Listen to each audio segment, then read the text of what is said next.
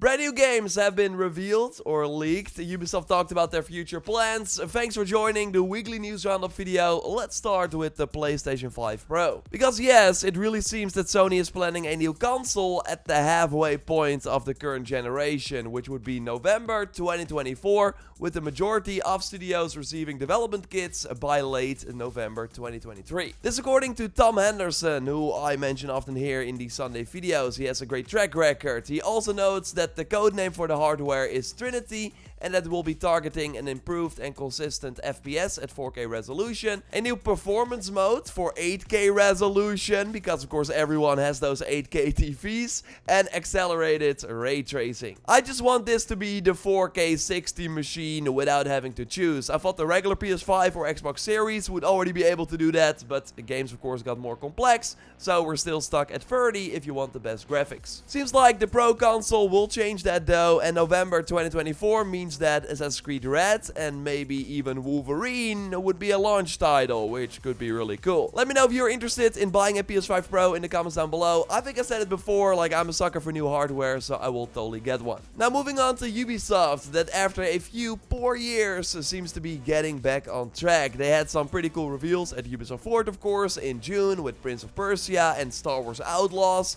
I will, by the way, touch more on that game in a moment. But yeah, they really expect to grow in the coming months, and Assassin's Creed Mirage will mostly help with that. It seems to do really well in terms of pre-orders. They don't think the recent Avatar movie delays, like the 5th movie is now expected in 2031, while it was first 2028.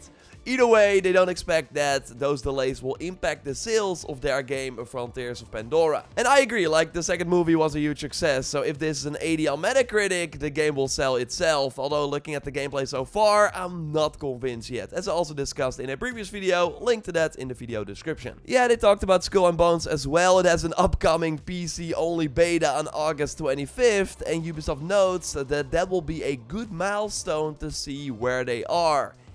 That's crazy, because it was supposed to launch November of last year, so potentially if the feedback on that beta is bad, they might push it even further. Like right now we still don't have a release date. It's currently planned for sometime before April 2024. But yeah, we will be hearing about this game for a long time. We also got an upcoming closed test for Assassin's Creed Codename Jade from August 3rd till the 11th for about like 5,000 people. I'm trying to get in myself, but I do think it has an NDA, so if I get in, I probably can share a lot. But I'm overall just really curious. The game will be published and I think also developed by Tencent. Ubisoft got a big upfront payment from them and also good royalties on the in-game purchases. But it's overall a Tencent game, not a Ubisoft title, which is also interesting. And as we discussed before, it's basically Odyssey but on your phone. They also mentioned that the game had a huge development investment, so they really want this to be big. But the most interesting thing from this whole Ubisoft investor call was totally the another large game point. So let's touch on that. A big Capcom game that could be announced this year and way more. Of course, if you like the video so far, then leaving a like would really be awesome. And subscribe, because I post a news roundup video like this every Sunday. So yeah, Ubisoft says they still have another large game for early 2024, but they did not want to say what it was. Back in May, Kotaku reported that Star Wars Outlaws was that other large game and may be coming sooner than we thought, and well, a few weeks after that, it was officially announced. So that's why it's kind of strange that they still would not say if that other large game is Star Wars Outlaws during the investor call. Even when asked about it directly, they only replied saying that they would not assume anything at this stage. Now, interesting is that they never said that this other large game was unannounced or that it was not a Star Wars Outlaws. The only thing they said is that it would have a strong marketing plan. So yeah, again, really weird. Maybe they can't say anything because of Disney and Lucasfilm, as they also did not discuss Outlaws that much during the call period. Or it is another game, like we still know there's an Immortal sequel coming that might have like a short reveal to release marketing plan, which I think would make sense, like announce that the Game Awards, launch it in March. On the other hand, it's weird that they're already doing a lot of Star Wars Outlaws marketing if the game is coming out like late 2024. Like, why not start the marketing next year which is how Ubisoft usually does it. Like they just had a San Diego Comic-Con panel where they showed brand new concept art. Like this game continues to look really good. Yes, we learned that we can work for and even betray Jabba the Hutt, and of course the whole thing is that these planets are open like worlds. They are handcrafted, and we now learned that the size of these planets could be compared to 2 or 3 zones in Assassin's Creed Odyssey. Which like a fine scale, not too big, but certainly not small either. Really hope they knock it out of the park, and I will keep you posted if this is that other large game for early 2024. I personally think it will launch later, but we will see. And real quick, Ubisoft is also doing an Invincible game. If you haven't watched this TV show on Amazon yet, I totally recommend that you do. Like, it turns the superhero genre on its head in brilliant ways. It's not afraid to be brutal, has awesome characters, and with Season 2 coming later this year, it makes sense that they want to expand the franchise, although I would have preferred a more console quality title. Instead, we get a mobile game where you collect different heroes and villains, and then combine them to form a team and defeat other characters. It's basically another gacha game that has really taken over the mobile RPGs. Like this year we all saw a game like this for Lord of the Rings, Avatar: The Lost Airbender. There are countless on the platform already, and as you might know, I maybe spent a bit too much time in these games. 122 hours in this light. I should not have looked that up.